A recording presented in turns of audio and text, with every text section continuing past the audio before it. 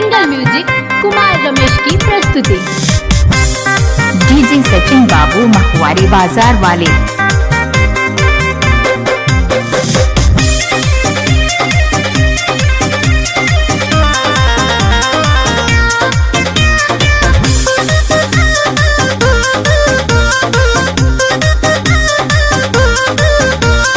दिना भर में 4 बेर पिया तवे झार के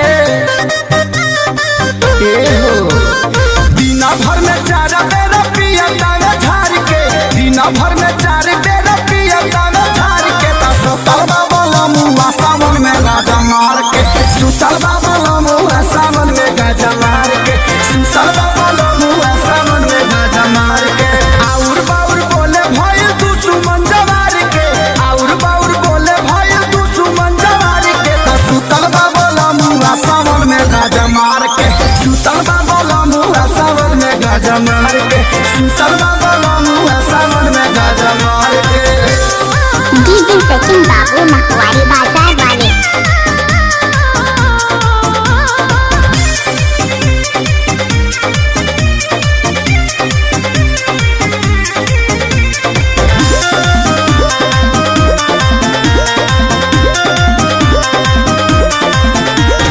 दुआरा पकइले बाबा काही खेला लोगावा देखेला के हुसेल फी खींचेला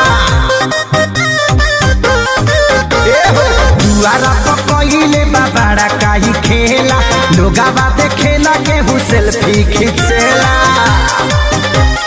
बगड़ी बनाइले बलुगी अपन फार के बगड़ी बनाइले बलुगी अपन फार के सुतल बाबा मुआ सावन में गाजा मार के सुतल बाबा मुआ सावन में गाजा मार के सुतल बाबा मुआ सावन में गाजा मार के।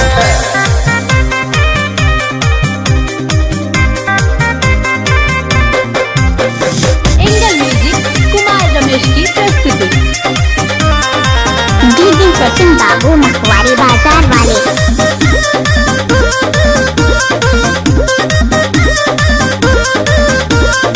यादो मुकेश खोजे झगड़ा के लड़ी सोनू के रहन से परेशान बने बड़ी